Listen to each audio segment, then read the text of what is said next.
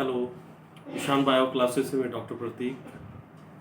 आज हम लोग बात करते हैं पैरालिसिस की। तो इससे मिलता जुलता एक शब्द और है पैरासिस। पैरासिस और पैरालिसिस में थोड़ा सा फर्क है, दोनों में वीकनेस होती है। पैरासिस कहते हैं complete partial weakness of the muscle is paresis, complete weakness of the muscle is called paralysis. तो पैरालिसिस और पैरासिस सुनने में एक जैसा है, वर्ड थोड़ा सा और मसल से ही है, वीकनेस से ही मामला जुड़ा हुआ है। बट हम लोग जब पार्शियल वीकनेस की बात करते हैं तो वो पैरासिस कहलाएगा, और कंप्लीट वीकनेस अगर मसल का है तो हम लोग उसको पैरालिसिस कहते हैं। तो सॉरी, पैरालिसिस की बात कर रहे हैं तो कहता है लॉस ऑफ मोटर पावर और या movement of a part of body due to denervation और primary disease of the muscle. ये तो बात हो गई, यानी कुल मिला के कह सकते हैं कंप्लीट वीकनेस ऑफ द या full weakness of the muscle is called paralysis. या कंप्लीट वीकनेस मतलब पूरी तरह से कंप्लीट वो वीकनेस है मसल का, तो हम लोग उसको पैरालिसिस कहते हैं। मतलब उसका कह सकते हैं एकदम पावर जीरो हो गया हो। उसके बाद हम लोग आते हैं ये पैरालिसिस को भी कई पार्ट में हम लोग बांट के उसको स्टडी करते हैं, जैसे हेमीप्लेजिया, पाराप्लेजिया, मोनोप्लेजिया और क्वाड्रिप्लेजिया। नाम से ही पता चलता है, अगर हम लोग के बॉडी का हाफ पार्ट लेफ्ट और राइट जो भी हो, तो अब लोग उसके बाद हम लोग बाद में करेंगे कि हेमीप्लेजिया कब होता है, लेफ्ट और राइट का कब होता है, कौन कितना ज्यादा खतरनाक हो सकता है, लेफ्ट का या राइट का। तो पहले हम लोग को समझना है हेमीप्लेजिया, हेमी मतलब हाफ पार्ट हम लोग का वीकनेस बॉडी का होगा, अगर वो लेफ्ट है या राइट हो सकता है।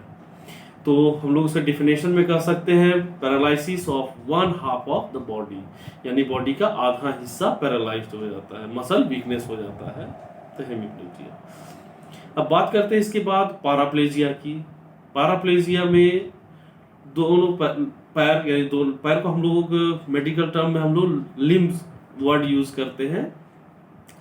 तो कहता है paralysis of both the lower limb, दोनों पैर अगर पैरालाइज्ड हो गया तो उसको हम लोग कहते हैं पाराप्लेजिया। इसके बाद एक टर्म आता है मोनोप्लेजिया। मोनो हम लोग शुरू में केमिस्ट्री में पढ़ते हैं, मोनो मतलब एक। तो मोनोप्लेजिया कहता है paralysis of any one limb, कोई भी अपर लिम्ब या लोअर लिम्ब का एक, अगर लेफ्ट हैंड या एक राइट हैंड या लोअर लिम्ब का एक लेफ्ट या राइट कोई भी अगर पैरालाइज्ड हो जाता है तो उसको हम लोग मोनोप्लेजिया कहते हैं। इसके बाद एक लास्ट आता है क्वाड्रिप्लेजिया। क्वाड्रिप्लेजिया, क्वाड्री मतलब चार, यानी चारों मतलब दोनों हाथ और दोनों पैर अगर पैरालाइज्ड हो जाते हैं तो उसको हम लोग क्वाड्रिप्लेजिया कहते हैं। क्वाड्रिप्लेजिया में हम लोग कह सकते हैं paralysis of all four limbs, upper limbs और लोअर लिम्ब दोनों की बात कर ले। अपर लिम्ब में दो और लोअर लिम्ब में दो, यानी चारों अगर पैरालाइज्ड है तो हम लोग उसको क्वाड्रिप्लेजिया कहते हैं। तो पैरालिसिस की बात हम लोगों ने समझा, complete weakness of the muscle is called paralysis. उसमें हम लोग चार तरह के हम लोग जनरल स्टडी करते हैं, हेमीप्लेजिया, पाराप्लेजिया, मोनोप्लेजिया, क्वाड्रिप्लेजिया। अगर आधा पार्ट पैरालाइज है लेफ्ट या राइट तो हेमीप्लेजिया, अगर दोनों लोअर लिम्ब हम लोग का पैरालाइज्ड है तो पाराप्लेजिया। अगर हम लोग के बॉडी में से एक हाथ या दूसरा हाथ या पैर का कोई भी लेफ्ट या राइट अगर पैरालाइज्ड है तो मोनोप्लेजिया।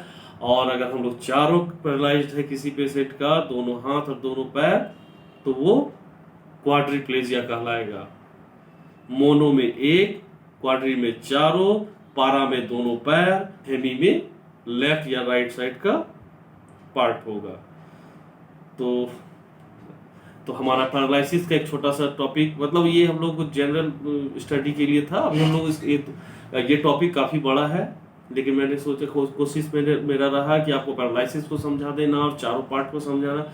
तो आशा करता हूँ आपको काफी अच्छा लगा होगा।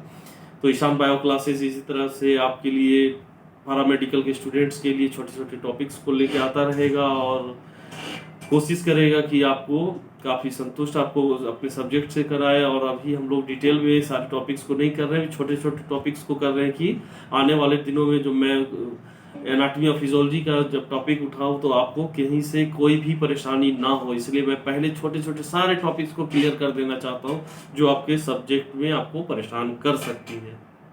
Okay, bye.